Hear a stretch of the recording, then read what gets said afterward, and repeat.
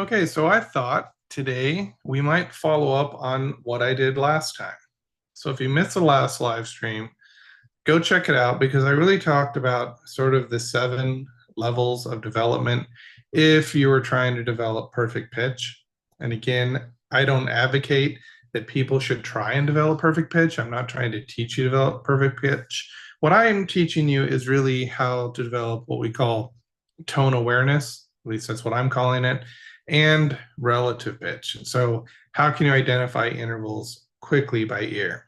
Before we get into that, there is a link in the description where you can download this worksheet I have here. It's very simple, but this is a way for those of you who want to sort of track your progress if you're trying to develop perfect pitch. Now, for my personal belief, I think that you can develop sort of tone awareness, but perfect pitch is really reserved for when you're younger and you're more suitable to learning in the way that perfect pitch requires. So let's talk about ear training for just a moment before I even get into this. I believe that most ear training programs can work as long as you're approaching them in the correct way. So if you're trying to do an ear training program and you're going through these drills, then these drills are going to target a very specific skill. They're going to target your ability to master that drill. And when you take that information outside and try and apply it to real life performance, you'll often find that all of a sudden you pass this drill, you can hear all the intervals perfectly in this drill, but you can't hear anything when you're playing. There are a lot of reasons for that. One is that you were only trained to hear intervals as that drill was presenting them. So if you're put in that situation again, you're going to be able to hear those intervals in that way. The other thing is a lot of these apps and ear training programs, they'll use computer generated sound. And so computer generated sound lacks a lot of the overtones that real music has. And it lacks a lot of the information that real music has as well. And so when you're learning that way, you tend to lose that information and you can't really apply it when you're going from a computer generated sound to a real life sound. So there's a lot of ways we can fix this. One of them, and it's very basic, and it's something that I believe you should do all the time, is audiation. So again, that's this ability to hear things internally. So I'm going to talk about something that I've seen a lot. It's a question that I actually get. People come to me and say, well, why do I really have to do ear training? Can't I just play music?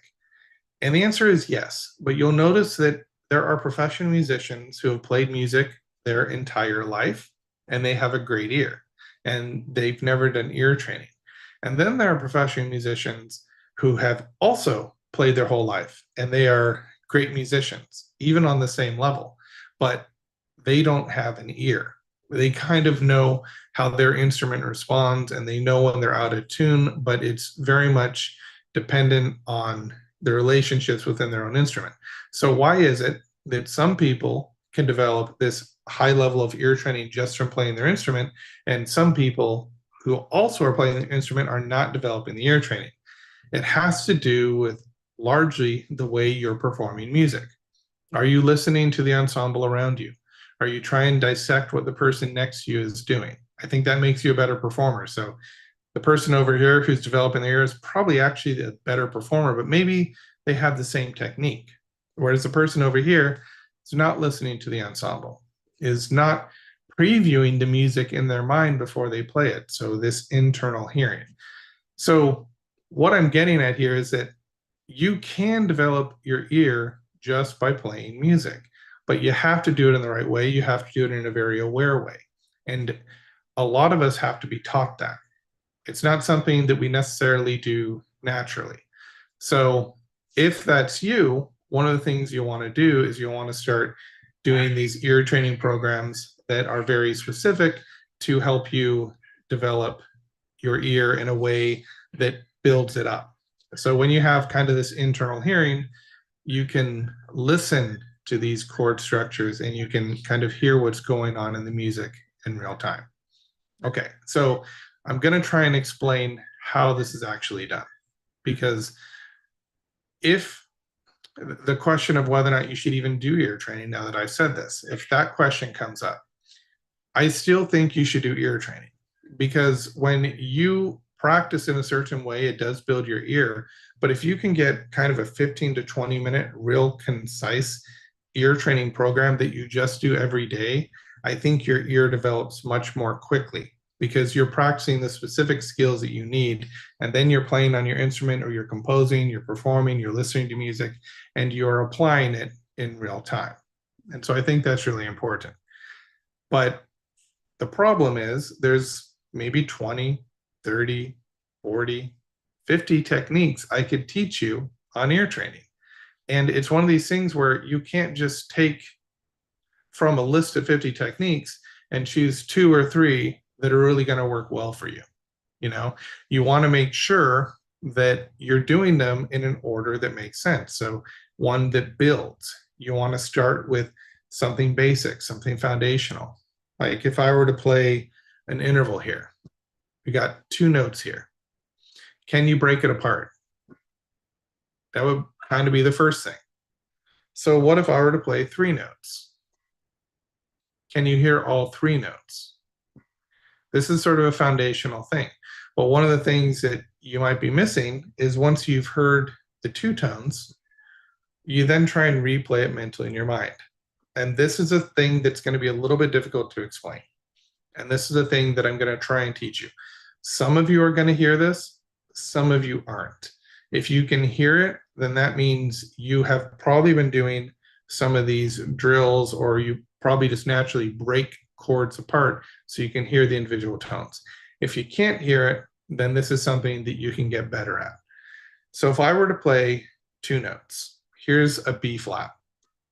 We can intellectually listen to it and say it has a certain quality. It's hard to define what that quality is in words. But if I then compare it to this C here, maybe some of you will be able to hear the B flat has sort of a more edgy quality than the C. The C sounds somehow duller. So just listen to the B flat and C for a moment and see if you can hear any subtle difference, but I don't want you to describe it. I'm going to talk about what this whole describing thing is in this intellectual process. So here's your B flat.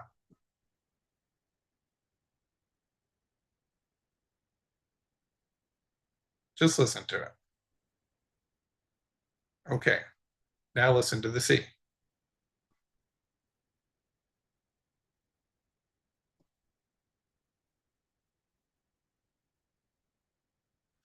So what I'd like you to do, oh, can't hear it? Okay, let's see.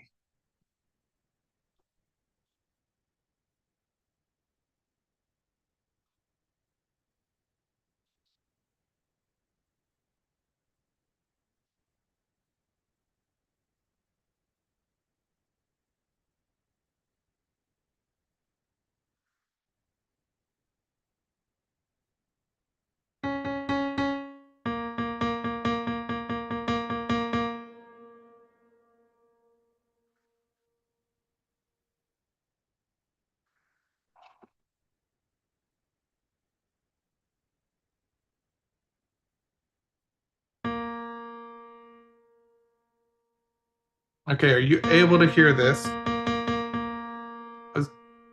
Okay, so I figured it out. Are you still able to hear it? Okay, thank you. Yeah, there's too many output devices. Okay, so let's listen to this B flat again. I do want you to try and use words to describe this at first. And then I'm going to explain why you can't describe notes, why that's not going to help you. But that's always what we do in the beginning, right? Like if I play a perfect fourth, you can identify it by singing Here Comes the Bride.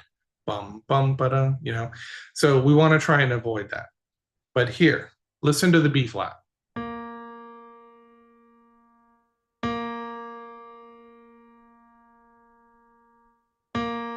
By itself, it doesn't mean a whole lot.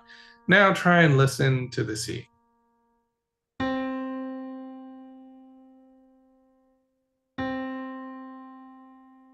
Can you hear any subtle difference between the B flat and the C? If it's no, that's okay. And you can post in the chat. I'll actually see it and respond. But if you can, say yes. Now, we're not looking for is it higher or lower, although that is a distinction that we can talk about.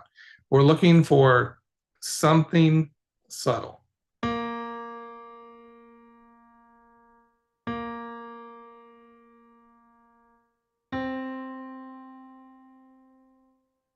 Somehow, it's not correct to say this, but somehow the timbre, the tone changes between the B flat and the C. And so what will happen here is those of you that can hear it will get excited and be like, oh, I have perfect pitch. But then what will happen is you'll go away and I could randomly play a B flat an hour from now and you will have no idea if I'm playing a B flat or not because you can't memorize it.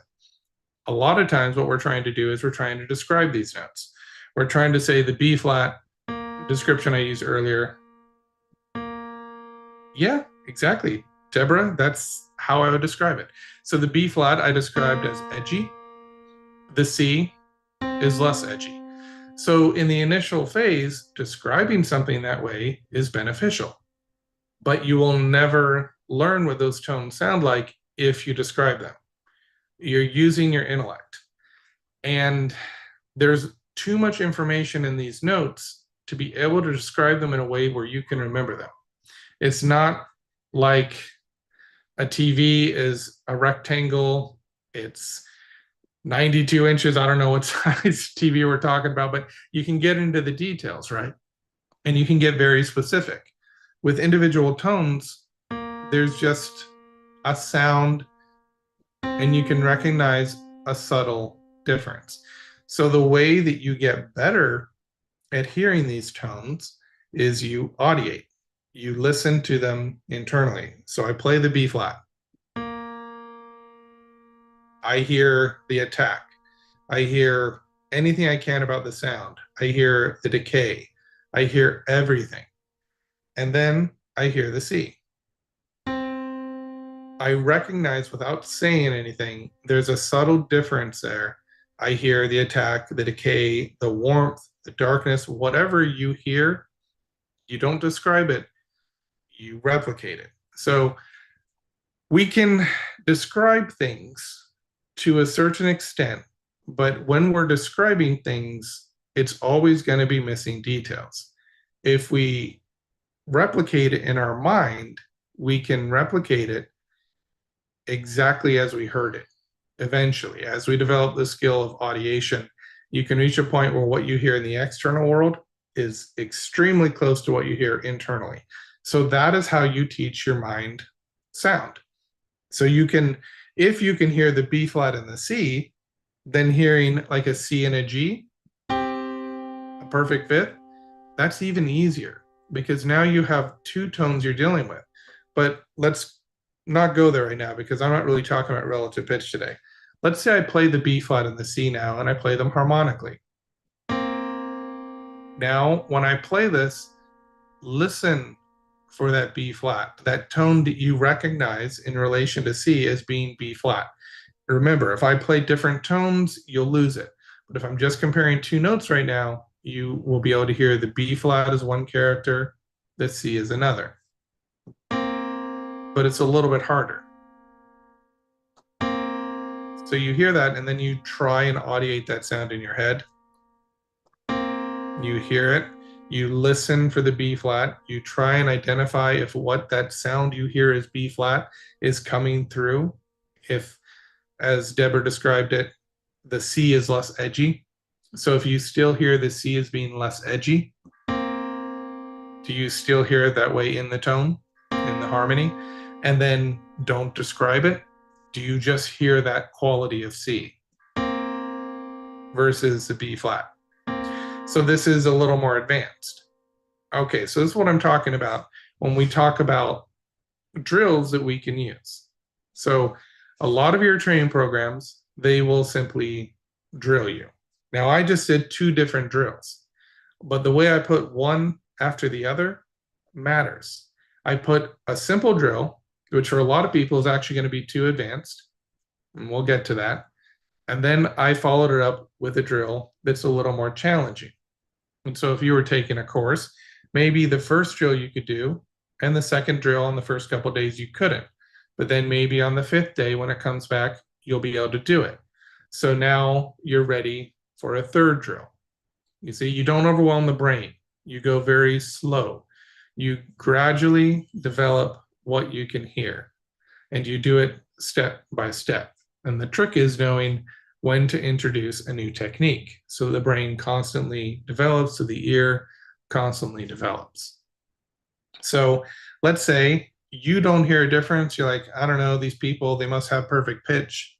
They probably don't, but you're thinking there's no way I'm never going to be able to hear the difference between this note and this note. They just sound like two notes to me. The C just sounds a little higher. So if that is where you're at, then there's another drill. There's another foundational drill, which is in the flawless courses, why I put it in there for so long, because I want to address different levels of ear training. And so in that flawless course, I'm really doing two things. I'm developing relative pitch. And relative pitch are the exercises that a lot of you are saying they're not too hard. You know, a lot of you are saying I can do this. But then the tone awareness drills, which you're not really aware of because I never told you this, I don't like to really talk about it because then you start looking for it and that makes it harder to develop. But the tone awareness drills are things like chord or interval. Do you hear the third of a chord? If I play this, do you hear the third? What if I take it away? Can you tell that I took it away?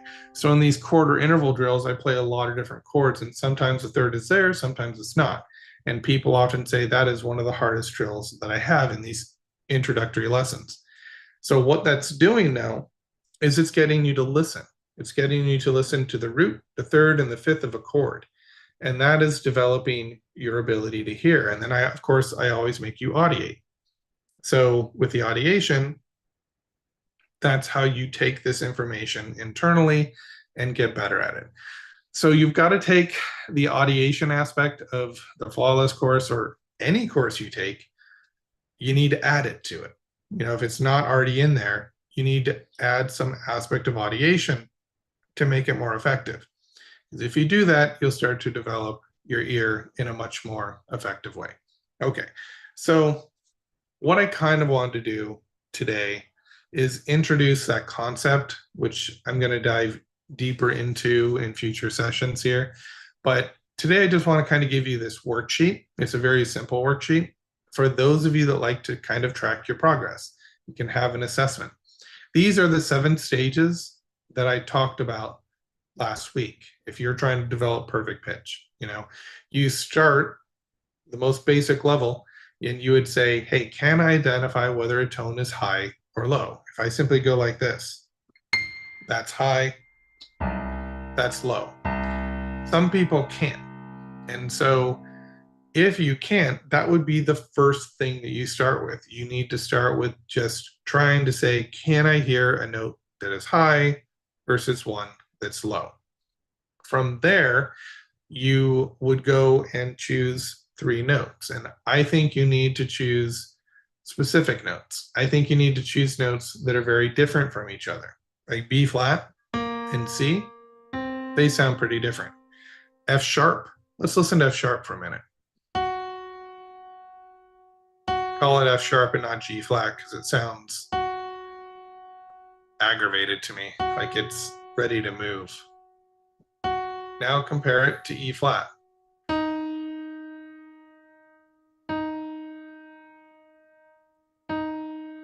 Listen to the F sharp again. And the E flat. Those also have their own qualities. E flat is often described as more mellow. D is soft. You know, we can try and describe these things, but we want to avoid that because describing them actually prevents us from hearing. The moment I say, oh, F sharp is aggressive or F sharp wants to go somewhere, it's got like a high energy to it, I start listening for that and it goes away. But if I just listen to the sound, and then I audiate it, and then I listen to it again, and I audiate it. I'm just trying to replicate the sound as I hear it. And then I play an E flat, and I recognize, oh, that's different, and I audiate it. You audiate the difference. It's your way of speaking. It's a way, audiation is a way of describing music to your mind.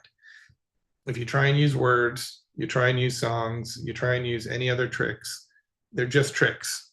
They're not going to be able to describe things in the way that you need to develop. So that's kind of the first thing, is you just identify high or low, right? Then what I'm talking about now is naming a pitch from a small set. So what I said is you got to be intelligent about it. Choose pitches that do sound different enough that you'll be able to tell the difference, not by their relative pitch, high or low, but by their actual quality. And you start with 2. And then maybe you go on to 3 notes. So that's why one of the drills I had on here was, I think we start with C, D, and E.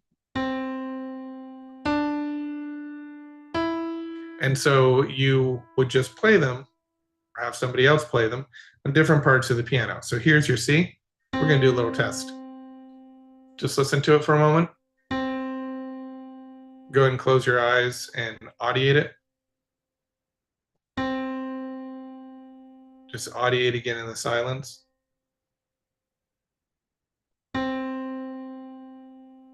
Audiate in the silence.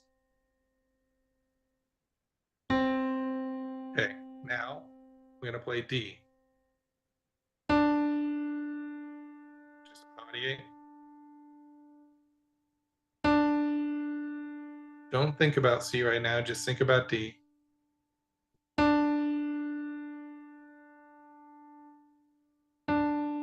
Now, listen to the C.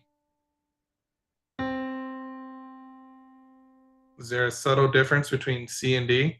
If you hear anything at all, that is a yes.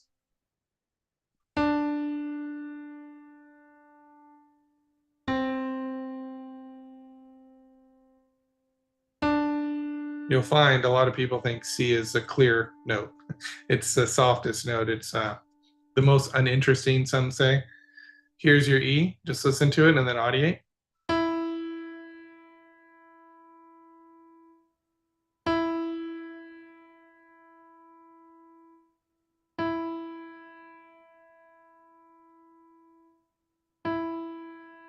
Compare it to C. See, one of the tricks here is you want to have a baseline pitch. Whatever, if you're trying to develop this tone awareness, you have a note you keep coming back to. In this case, it's C. And then compare it to E.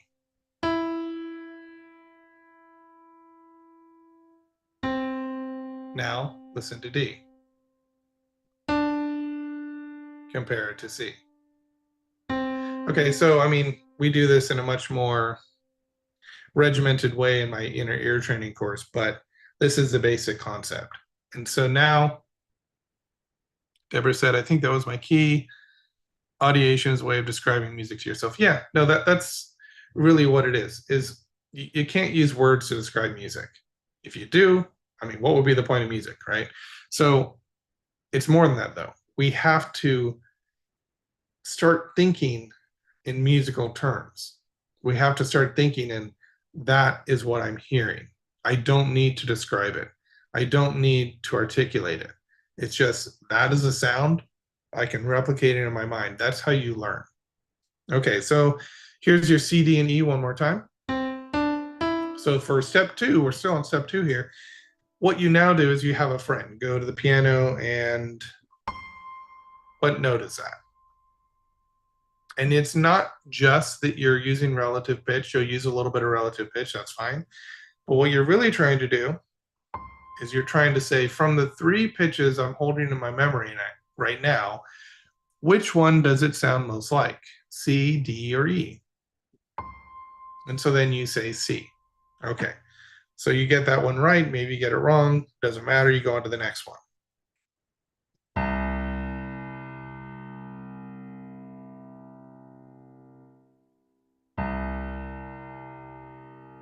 Now you audiate it, you search for it in your mind, and you say, what does that note sound like to me? You don't say, does it sound clear? Does it sound dull? Does it sound bright? Or clear, soft, and bright is usually how people describe C, D, and E. You don't do that. You say, which one matches with what I remember? And you come up with C, hopefully. If not, it doesn't matter. You keep doing this. Because when you get it wrong, it's kind of like this little, I don't know, like an arrow. It hits you and you're like, oh, I got it wrong. And so that in itself helps you learn because you realize you made a mistake. So what about this one? What does it sound most like? Okay, and then you say it's E. So, you know, these stages are not drills. In order to go from stage 1 to 2, there's maybe 3 or 4 different drills you could do to bolster your ability and get to stage 2. Then from 2 to 3, there's additional ones. So 3 is really going to be relative pitch. It's recognizing a pitch by comparing it to a reference tone. So here's my C. What note is that? If you recognize the major scale, you realize that's D. There's your C again. There's your E. It's a very simple exercise, but it really does work because what you're doing is, yes, you're using relative pitch, but if you can get away from thinking about relative pitch and think of it more in terms of what does that note sound like in relation to C, and I'm not talking about tonal awareness either. I'm not saying C is your tonic. Use your tonic to figure out what scale degree 2, 3, 4, 5, or 6 sounds like. I'm saying here's your C. What does D sound like in relation to that? Here's your C. What does E sound like? What is a texture? Not its place in the scale, not relative pitch. If you end up using a little bit of relative pitch, that's fine because that's normal. You're going to use some relative pitch, but somewhere in there should be an awareness that the tones have different colors. I'm hearing the color. What about F? What does F sound like in relation to C?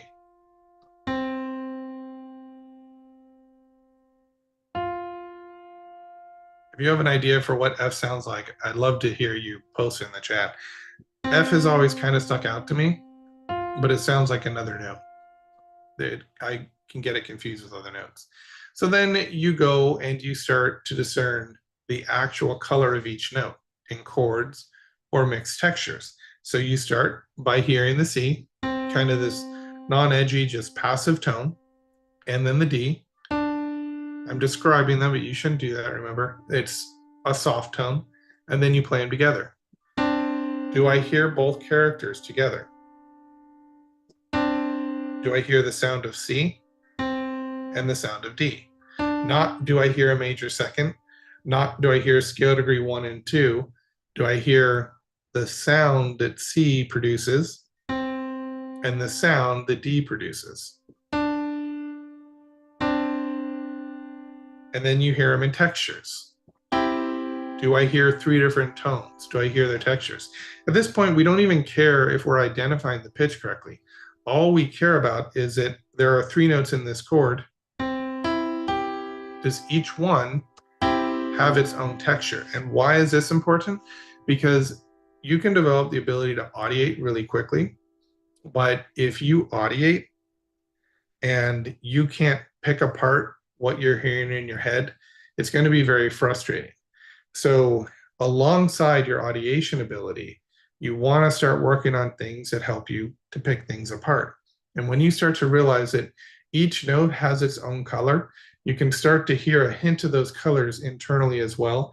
And that helps you know when there's multiple lines going on. And this is one of the things that you can develop. So you're trying to hear 3 different colors there. And then there's a color that the chord makes by itself. There is a major quality. So we're kind of going around from perfect pitch to relative pitch techniques. From there, this is where you start to get a little more advanced. You're able to name these isolated pitches without any external reference, right? So this is where, and there's probably actually a step in between there, but this is where you just hear a pitch without any extra reference. So I go like this, kind of play all these different notes, right? There's a lot of different drills we do in between this before we get here, and I just play this note here. And I haven't given you any reference pitch. And you're able to say, oh, that's a C. Okay, so this is sort of stage 5. I think this is a stage that with enough time, most people can get to. Stages 6 and 7, those are very difficult. And those, I think that you really have to, I mean, they're completely different levels. I think you have to develop when you're very young. Or you need to take the approach that you kind of take as a child, which is you're not thinking, oh, that has this texture to it. You're just looking at it and you're memorizing it based on whatever it is, right? You're hearing a note and you're saying that has a quality. This has a quality. They're like characters in a movie. You get used to them. So that would kind of be stage 5. I just play a note on the piano and you know it's a C. Stage 6 is where you are starting to sing these named pitches within a half tone without a reference tone. So this is something that people that are in my inner ear training course, there's a few people in it, and I've had 2 people that have told me they are getting within a half step of naming the 2 tones that we were working on in the first couple of weeks. And while that sounds promising, and I told them this, it sounds promising. It is not necessarily an indication that perfect pitch has developed yet and that they will develop perfect pitch. It's promising because they got close. But the issue with that is if I play a C here and maybe I sing a B, well, that's encouraging because I sang a half step away from the C. But it's still just kind of a guess, and you're probably using some sort of muscle memory, position in your throat, something else to determine the pitch. Now, if you can do that with every pitch on the piano, you get within a half step consistently. That is what I'm talking about with step 6. That is where you have developed something real, where your kind of filter is just off a little bit, and then it can be tweaked and you can get to the actual note. The final stage would be just accurately produce, which means sing on spot, hear it in your head.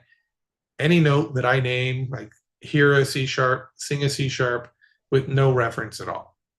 So that would be kind of the final stage. And then people that are born with perfect pitch, they can do amazing things. They can do it fast. They can do it so fast that we can't. If I develop tone awareness and I can hear 5, 6, 7, I can hear all the tones, and I can hear the differences and know what they are, not on relative pitch, but based on their tones, their qualities, then I've developed something really great, but it's still a little bit slow because you need the perfect, well, not the perfect, you need the relative pitch to be able to use that. So if I play a C, let's say the first note of my piece is C, if I have kind of tone awareness, then I can figure out where C is, but then I really am still going to have to use relative pitch because that's going to be faster than my tone awareness, if that makes sense. Somebody with perfect pitch, though, they'll be able to hear everything on the piano, probably hear every pitch with accuracy. And sometimes they miss octaves and things like that, but that's because it's the same note and they don't generally have that same sort of octave discrimination. So this is kind of a little checklist, which could be useful if you just once a month came in here and you checked out, you checked off where you currently are. Especially if you're taking the flawless course, I'd be interested in knowing at what point you get to number 4. How many months does it take you? Because if it happens pretty quickly, maybe you'll be able to go a little further. But this can just be something to kind of track your progress and see where you're at. Also, I'll tell you that if you can't identify whether a tone is high or low, flawless course, it might help you, but I'm not sure it will. I think you might need some private lessons where somebody can work with you to help you figure out whether or not a tone is going up or down. Because until you can hear that, I've talked about this before, there was a student, it was actually a classmate of mine, back when I was in college.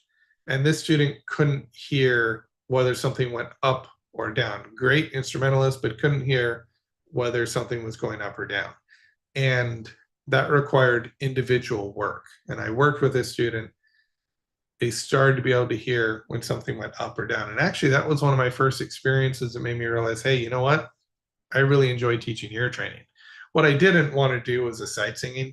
I always said, there's no way I'm ever going to teach a sight singing course because I'd have to sing. And, I don't have a great voice.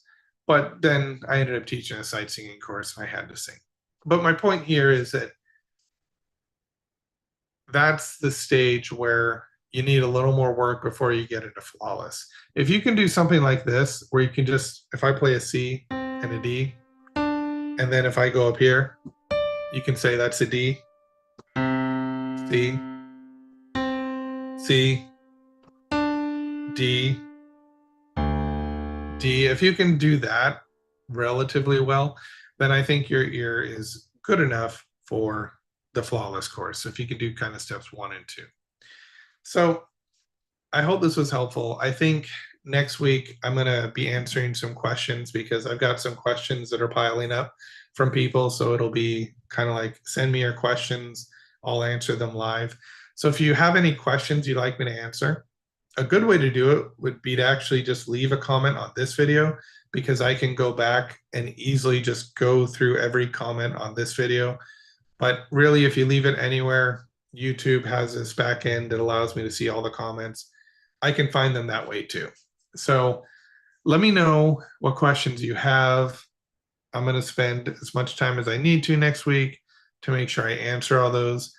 I hope this was helpful for you. I just kind of want to do this follow-up. Again, you can get this worksheet. There's a link in the description. It's free. You'll just get it by email sent to you.